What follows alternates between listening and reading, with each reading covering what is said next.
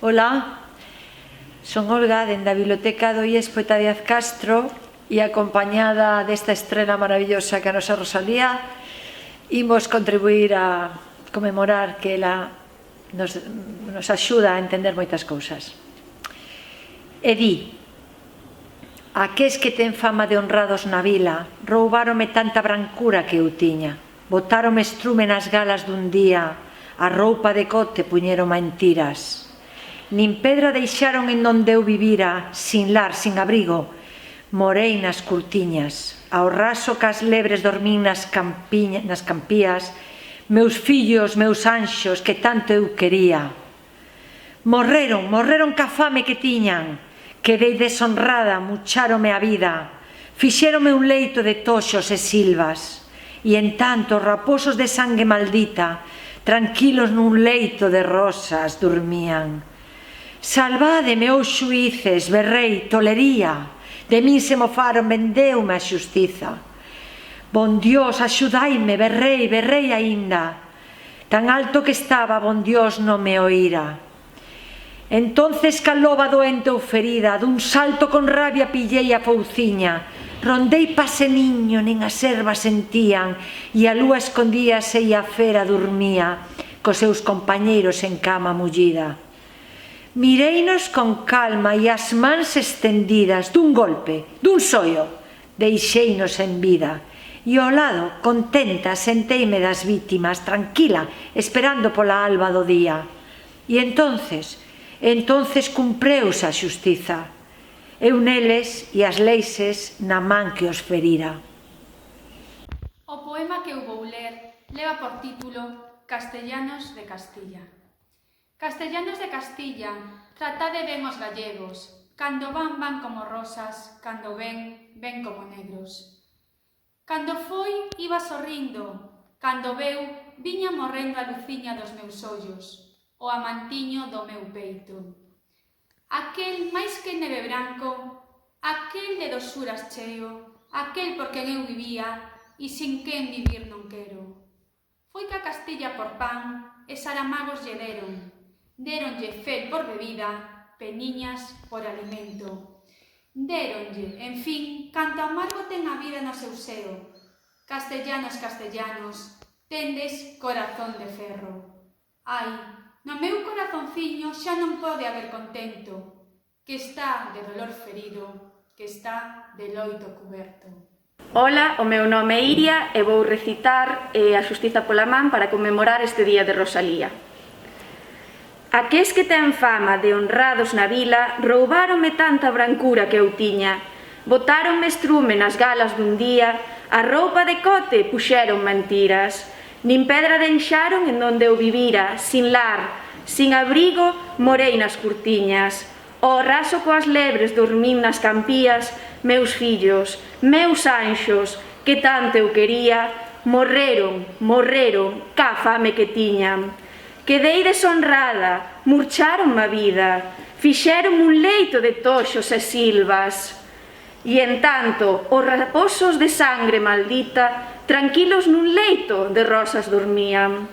Salvádeme, oh xueces, berrei, tolería, de min se mofaron, vendeume a xusticia. Bon Dios, axudaime, berrei inda, tan alto que estaba, bon Dios non mo oíra.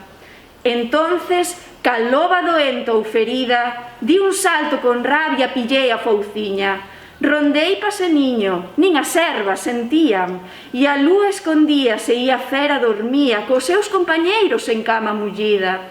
Mireinos con malma e as mans estendidas, di un golpe, di un sollo, deixeinos sin vida, e ao lado, contenta, senteime das vítimas, tranquila, esperando pola alba do día. E estonces cumpreuse a xusticia, eu neles, e as leixes na man que os ferira. Este poema de Rosalía vai dedicado a todos os que se están preparando contando con irse fora de Galicia porque consideran que en Galicia non poden vivir dignamente, para que loiten para poder vivir aquí con dignidade na nosa terra. Afortunadamente, van a ir unhas condicións distintas ás que ían a xente da época de Rosalía, pero por desgraza sigue sendo aínda de actualidade este poema. Di así: este vaise e aquel vaise, e todos se van. Galicia, sen homes quedas que te poidan traballar. Tes en cambio orfos e orfas, e campos de soedad, e nais que non teñen fillos, e fillos que non ten pais. Tes corazóns que sofren longas ausencias mortás, viudas de vivos e mortos que ninguén consolará. Arcinhos, arcinhos aires, arcinhos da minha terra, arcinhos, arcinhos aires, arcinhos, levai-me a ela. Não permitas que aqui morra, arcinhos da minha terra, ainda penso que morta hei de suspirar por ela. Ainda penso, arcinhos aires, depois que morta seja, ali pelo Campo Santo, onde enterrada me tenham, passeis na calada da noite, rugindo ante a folha seca, ou murmurando medrosos ante as brancas caveiras. Indo depois de mortinha, arcinhos da minha terra, hei de vos gritar: arcinhos, arzinhos, levai-me a ela. Bo día da lingua. Vou ler un poema de Rosalía de Castro, Adiós ríos, adiós fontes, en alemán. Un fragmento. Let wohl Flüsse, let wohl brünnen. Let wohl Flüsse, let wohl brünnen. Let wohl all ihr Bächlein. Let wohl ein Blick, meine Augen. Wer weiß, wann wir uns wiedersehen. Meine Heimat, Land, in dem ich auch gewachsen bin. Garten, den ich so sehr liebe. Feigen hab ich eingepflanzt, tief drin. Wiesen, Flüsse, Baumalleen, Kirchen so sanft geweht vom Wind, alle Vöglein im Gefitste, das Heim, wo ich mein Glück empfind. अलविदा नदियों, अलविदा झरनों, अलविदा कलकल करती धारा। अलविदा उन सब को जो मेरी आंखों के सामने है, न जाने फिर कब मुलाकात हो। मेरी मातृभूमि, मेरे लोगों, वो सरजमी जहाँ जन्मी थी मैं, मेरा प्यारा सा वो छोटा बगीचा, मेरे हाथों से लगे वो अंजीर के पेड़, वो घास के मैदान, नदियाँ और जंगल, देवदार के पेड़ों को झुकाती हवाएं, वो चहचहाते पक्षी, वो मेरा प्यारा घर। They say that the plants do not speak. They say that the plants do not speak, not the brooks, nor the birds, nor the waves with their roar, not with their brilliance the stars. So they say, but one cannot be sure, for always when I go by, they whisper about me and say, ah, there goes the mad woman dreaming of the everlasting springtide of life and the fields. And yet soon, very soon, her hair will be grey, and trembling, frozen, she sees that the frost is upon the grass. There are grey hairs in my head, there's frost on the lawns, but I pressed on dreaming, poor, incurable, somnambulist, with the eternal spring of life that goes, and the perennial freshness of the fields and souls, although some were scorched, and although others scorch.